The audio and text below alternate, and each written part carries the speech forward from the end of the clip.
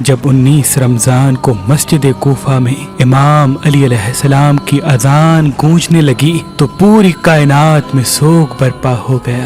چرند پرند جنات چیخنے لگے اور حضرت جبرائیل علیہ السلام تمام انسانوں سے کہنے لگے کہ اے انسانوں، آج آخری مرتبہ علی کی آواز میں اذان سن لو۔ مولا علی علیہ السلام اذان دے کے مصلی عبادت پہ آئے، اللہ کی عبادت کر رہے تھے۔ جیسے ہی آپ نے سجدہ کیا تو عبد الرحمن ابن ملجم زہر سے ڈوبی ہوئی تلوار امام علی علیہ السلام کے سر پہ دے مارتا ہے۔ بس مسجد کوفہ میں قیامت برپا ہو گئی۔ تمام چاہنے والے سر پیٹنے لگے۔ امام علی علیہ السلام کا مصلی خون سے رنگین ہو گیا۔ آپ کے سر کا خون آپ کے چہرے اور داڑھی پہ آ لگا۔ کچھ چاہنے والے اس ملعون کو ڈھونڈنے لگے جس نے مولا علی کو ضرب ماری، تو کچھ مولا علی علیہ السلام کے سر کا خون صاف کرنے لگے۔ اتنی دیر میں امام علی علیہ السلام نے فرمایا، اے حسن، یہ نماز فجر کا وقت ہے، پہلے نماز مکمل کرواؤ، اس کے بعد مجھے دیکھنا۔ امام حسن علیہ السلام نے نماز پڑھائی اور مسجد میں موجود تمام مسلمانوں نے نماز پڑھی۔ جیسے ہی نماز ختم ہوئی تو عبد الرحمن ابن ملجم جس نے مولا علی علیہ السلام کے سر پہ وار کیا تھا، اس کو پکڑ کے امام کی خدمت میں لایا گیا اور کچھ چاہنے والے شہد کا شربت بنا کے پاس لے کے آئے۔ جیسے ہی امام علی علیہ السلام نے اپنے قاتل کے چہرے پہ خوف دیکھا تو اپنے چاہنے والوں سے فرمانے لگے کہ اس شربت کی مجھے نہیں بلکہ میرے قاتل کو ضرورت ہے، یہ شربت اسے پلا دو، اور دیکھو اس نے مجھ پہ ایک وار کیا ہے، اس پہ بھی ایک ہی وار کرنا، اور اگر یہ زندہ بچ جائے تو اسے آزاد کر دینا۔ دیکھو اگر یہ اس وار سے مر جائے تو اس کے جسم کے اعضاء نہ کاٹنا، کیونکہ میں نے اللہ کے رسول سے سنا کہ اللہ کے نزدیک سب سے بدترین انسان وہ ہے جو مرے ہوئے انسان کے جسم کے حصے کاٹتا ہے۔ بس آپ یہ فرمانے لگے اور تمام چاہنے والے آپ کے عدل و انصاف کو دیکھ کے رونے لگے۔ پھر آپ فرماتے ہیں، حسن، حسین، عباس، چلو مجھے اپنے گھر لے کے چلو۔ آپ اپنے بیٹوں کے سہارے سے جیسے ہی گھر کے قریب پہنچتے ہیں تو فرماتے ہیں، عباس، سب چاہنے والوں کو کہو کہ واپس اپنے گھر چلے جائیں۔ تو کسی نے عرض کیا، یا امیر المومنین، یہ سب آپ کے چاہنے والے ہیں، اس حالت میں آپ کو کیسے چھوڑ کے چلے جائیں؟ امام علی علیہ السلام نے فرمایا، کیونکہ میرے ضربت کی خبر مجھ سے پہلے میرے گھر پہنچ چکی ہے اور میری بیٹیاں زور زور سے رو رہی ہے۔ میں نہیں چاہتا کہ میری بیٹیوں کا آواز میرے چاہنے والوں کے کانوں تک پہنچے۔ بس تمام چاہنے والے وہیں رک گئے اور امام علی علیہ السلام گھر تشریف لاتے ہیں۔ تمام بیبیاں روتی ہیں، امام علی علیہ السلام کو دیکھ کے فریاد بلند کرتی ہیں، اور امام علی علیہ السلام سب کو دلاسا دیتے ہیں کہ مجھ سے میرے بھائی اللہ کے رسول حضرت محمد مصطفیٰ صلی اللہ علیہ وآلہ وسلم پہلے ہی فرما چکے تھے کہ اے علی، میری امت تجھے رمضان کے مہینے میں مسجد میں ضرب مارے گی اور تیرے سر کے خون سے تیری داڑھی سرخ ہو جائے گی۔ یہ وقت صبر کا ہے۔ آپ کو بستر پہ لٹایا گیا۔ تاریخ نے لکھا، جیسے ہی طبیب نے امام علی علیہ السلام کو دیکھا تو وہ چیخ کے رونے لگا اور فرمانے لگا کہ وہ ضرب زہر میں ڈوبی ہوئی تھی اور زہر مولا علی کے پورے جسم میں پھیل چکا ہے، جتنا ہو سکے آپ ان کو دودھ پلائے۔ بس جیسے ہی یہ خبر کوفے کی گلیوں تک پہنچی تو کوفے کے یتیم بچے اپنے اپنے حصے کا دودھ لیے امام علی علیہ السلام کے گھر پہ آتے ہیں اور بآواز بلند کہتے ہیں، یا حسن، یہ ہمارے حصے کا دودھ ہمارے مولا کو پلائیں، ہم ایک مرتبہ یتیم ہو چکے ہیں، دوسری مرتبہ یتیم نہیں ہونا چاہتے۔ امام علی علیہ السلام بستر شہادت پہ بھی مسلسل اللہ کا ذکر کرتے رہے۔ بس جیسے ہی 19 کا دن ختم ہوا، 20 رمضان کی رات آئی، آپ فرمانے لگے کہ اب میرے حجرے میں کوئی بھی نہ آئے، کیونکہ پوری دنیا کے جنات و فرشتے مجھ سے ملنے آ رہے ہیں۔ اور پھر جیسے ہی 20 رمضان کا سورج طلوع ہوا تو آپ امام حسن سے فرمانے لگے، اے حسن، جاؤ میرے تمام چاہنے والوں سے کہو کہ اپنے امام کا آخری دیدار کر لیں۔ آپ کے عقیدت مند قطار بنا کے جیسے ہی آپ کی زیارت کے لیے گھر میں داخل ہوئے تو دیکھا کہ زہر پھیلنے کی وجہ سے آپ کا چہرہ پورا زرد ہو چکا ہے۔ سب چیخ کے رونے لگے۔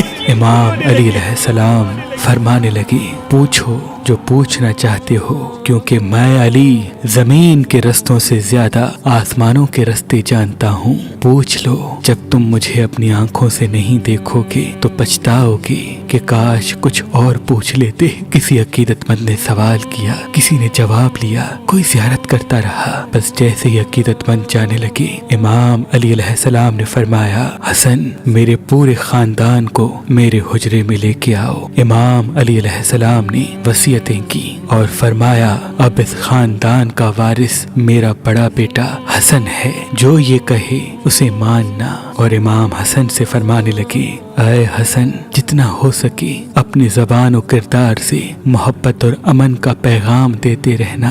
अपने नाना की सुलह हुदैबिया को याद रखना। कोशिश करना कि मुसलमान का दुश्मन न बने और तकवा से दूर न होना। अगर दुनिया तुम्हारे करीब आए भी तब भी इससे दिल न लगाना। दुनियावी चीज न मिलने पर कभी अफसोस न करना।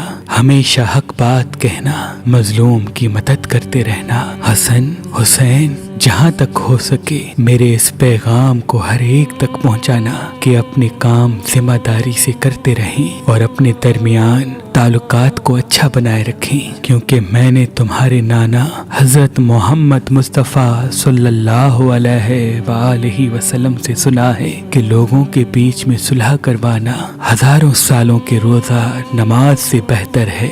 और यतीमों के बारे में अल्लाह से डरते रहना कि कभी वो भूखे न रहें, और पड़ोस में रहने वालों का ख्याल रखना, क्योंकि अल्लाह के रसूल पड़ोसियों के बारे में बार बार इतनी नसीहत करते कि लोग समझने लगते कि शायद अल्लाह के महबूब उनको हमारा वारिस भी बनाने वाले हैं। और कुरान को समझने और उस पे अमल करने में देर न करना। ऐसा न हो कि दूसरे कुरान को समझ के तुम पे हुकूमत करने लगे। नमाज के बारे में अल्लाह से डरते रहना, क्योंकि वो तुम्हारे दीन का सुतून है। और अल्लाह के घर की हिफाजत करना, क्योंकि वो तुम्हारी पहचान है। अल्लाह से डरो। अपनी जान, माल और जबान के बारे में न किसी का माल गस्ब करो, न किसी को हाथों और जबान से तकलीफ दो। एक दूसरे की मदद करते रहना। और खबरदार, सब मुसलमान एक दूसरे से जुड़ के जीना, वरना तुम पे वो लोग मुसल्लत हो जाएंगे। अगर तुम फरियाद भी करोगे तब भी तुम्हारी आवाज सुनने वाला कोई न रहेगा। और सारे अब्दुल मुत्तलिब के बेटों को खबरदार कर दो कि अगर इस ज़र्ब से मेरी शहादत हो जाए तो मेरे कातिल को भी सिर्फ एक ही ज़र्ब मारना। अगर वो बच जाए तो उसे आज़ाद कर देना।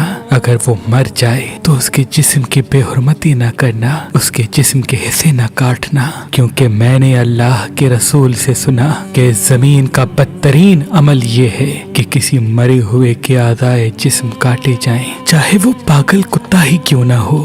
हसन, मेरे जनाजे में किसी को शरीक न करना। पीछे से हसन और हुसैन तुम उठाना, आगे से जिब्राइल और मीकाइल उठाएंगे और उसको एक ऊँटनी पे रख देना। जहाँ वो ऊँटनी रुकेगी वहाँ मेरी कब्र बनी हुई होगी। और मेरी कब्र का किसी इंसान को न बताना, क्योंकि अल्लाह के दीन के दुश्मन ये चाहेंगे कि मेरी कब्र खोद के मेरे जिस्म की बेहुरमती करें। फिर आप हजरत अब्बास को देख के फरमाने लगे, ऐ अब्बास, तुमको मैंने करबला के लिए अल्लाह से मांगा है। आज से हुसैन तुम्हारा आका है, इनकी गुलाम बन के जीना। फिर इमाम हुसैन को देखा और रो के फरमाने लगे, ऐ हुसैन, तेरी शहादत की खबर तेरे नाना ने तेरी आमद के वक्त ही सुना दी थी। तुझे 3 दिन का भूखा प्यासा करके करबला के मैदान में शहीद किया जाएगा। तेरे बच्चों को, साथियों को बेदर्दी से मारा जाएगा। हुसैन, तेरी शहादत के बाद मेरी बेटियों को, तेरी बहनों को रस्सियों में कैद करके इसी कूफा और शाम में फिराया जाएगा। हुसैन, अल्लाह के दीन के लिए सब्र करना, और जब वक्त आखिर आए तो अपनी बहनों और बेटियों से नसीहत करना कि इस्लाम के लिए सब्र करते रहें और कदम कदम पे ये गवाही देते रहें कि अल्लाह के सिवा कोई इबादत के लायक नहीं, और उनका नाना हजरत मोहम्मद मुस्तफ़ा सल्लल्लाहु अलैहि वसल्लम अल्लाह के रसूल हैं। बस इतनी देर में आप फरमाने लगे, सलाम या रसूल अल्लाह, सारा खानदान चीख के रोने लगा और कहने लगा, ऐ हमारे मौला, क्या हमारे दरमियान अल्लाह के रसूल मौजूद हैं? इमाम अली अलैहिस्सलाम ने मुस्कुरा के फरमाया, हाँ, अल्लाह के महबूब और तुम्हारी माँ फातिमतुज़ ज़हरा सलामुल्लाह अलैहा मुझे लेने आए हैं। बस पूरा घर ज़ारो कतार रोने लगा और यूं इमाम अली अलैहिस्सलाम ने अपनी आंखें बंद कर ली। आपकी वसीयत पे अमल करते हुए आपके जनाजे में किसी को भी शरीक नहीं किया गया। पीछे से हसन और हुसैन ने उठाया तो आगे से वो जनाजा खुद ब खुद उठने लगा और एक नूरानी ऊँटनी जाहिर हुई। जनाजे को उस पर रखा और वो कूफे से बाहर चलती गई। एक वीरान जगह पे जा रुकी जहाँ एक चमकदार पत्थर था। जैसे ही इमाम हसन हुसैन ने उस पत्थर को हटाया तो उस पत्थर के नीचे एक कब्र बनी हुई थी और उस पे लिखा हुआ था कि ये कब्र अल्लाह के नबी नूह नजीउल्लाह ने बनाई है, अल्लाह के वली अली इब्ने अबी तालिब अलैहिस्सलाम के लिए। अली इब्ने अबी सलाम हो अल्लाह के वली इमाम अली अलैहिस्सलाम की अजमत पर सलाम हो। शेर खुदा नफ्स नबी मोमनों के अमीर हैदर कर्रार